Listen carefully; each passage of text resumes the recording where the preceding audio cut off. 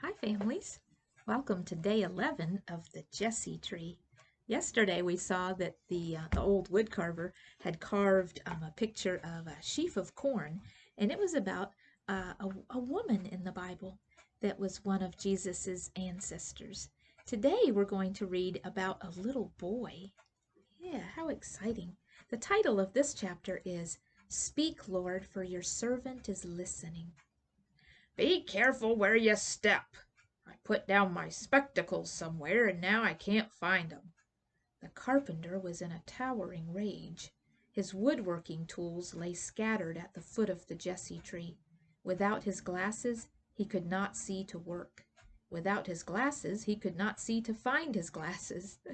The boy bounded about the church, searching the side chapels and looking under the pews. "You should have a spare pair." Do you think I'm made of money? "A spare pair of eyes, I meant. What's this you're carving? It looks like Aladdin's lamp." He returned to the Jesse tree and stood rubbing it with a cuff of his sweatshirt. It's a jar of oil, growled the carpenter.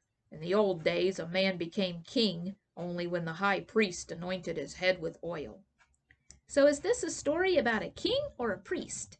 What story? Was I telling a story? "You may as well," said the boy, making himself comfortable, "until your glasses turn up." There was once a woman who so longed for a child that she made a deal with God. "Grant me a son, Lord," she prayed, "and I'll give him back to you."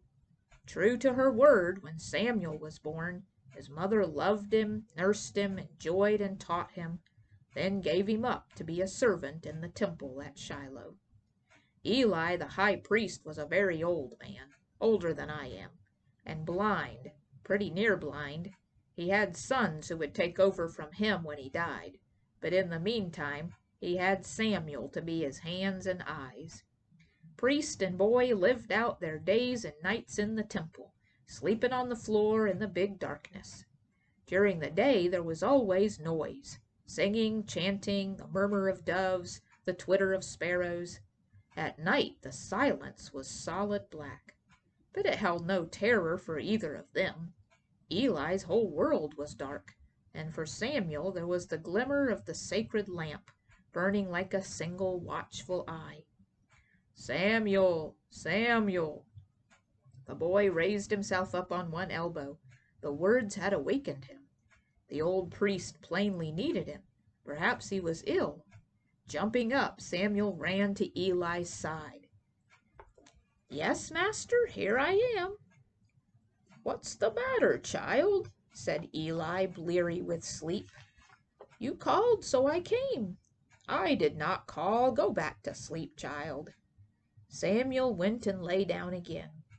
"Samuel, Samuel!"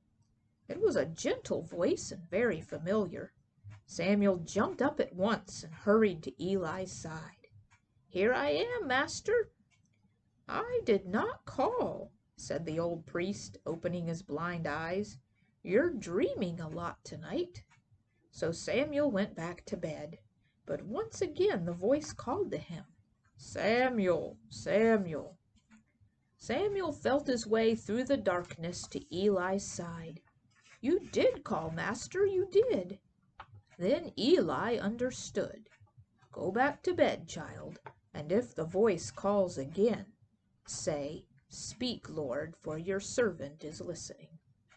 All his short life, Samuel had been trained to obey without question or quibble.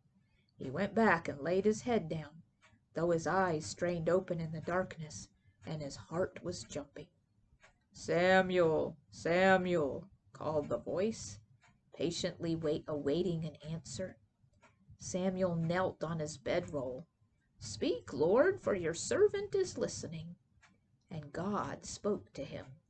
Out of the gentle dark, out of the glow of the sacred lamp, or out of the most distant galaxy. "I have news for Eli, bad news, and you must be the one to break it to him. His sons are not fit to do the work their father has done. They will not live to take his place. You are my choice, Samuel. You are the one I need." When the voice fell silent, Samuel did not want to tell the good old man such crushing news. But the next morning Eli was anxious to know. "What did God say to you, boy? What secrets did he entrust to you?" Samuel was afraid that his words would kill the old man then and there, but he spoke them faithfully, and Eli nodded, fixing his shineless eyes on the shineless future.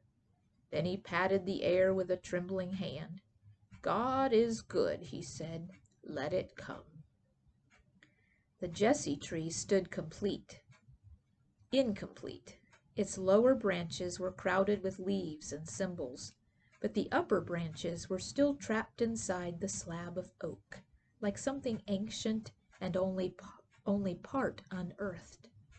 "I see them!" cried the boy, his sharp eyes catching the glint of glass on a stone window ledge. He ran and fetched the spectacles, and the carpenter, after dabbing his eyes, crammed the glasses back onto his face. "Shoo now," he growled. "I've wasted enough time today. I have to get back to work." "I thought it would be Jesse today," called the boy from the porch, "after the O you carved for Obed." "Oh, what O? Oh, that O," said the carpenter gruffly. "Today's Samuel, tomorrow Jesse." Then he wondered why he had said it. The boy would come back now for sure, expecting another story. Thank you for joining us again today for day 11 of the Jesse Tree. I will see you tomorrow. Bye-bye.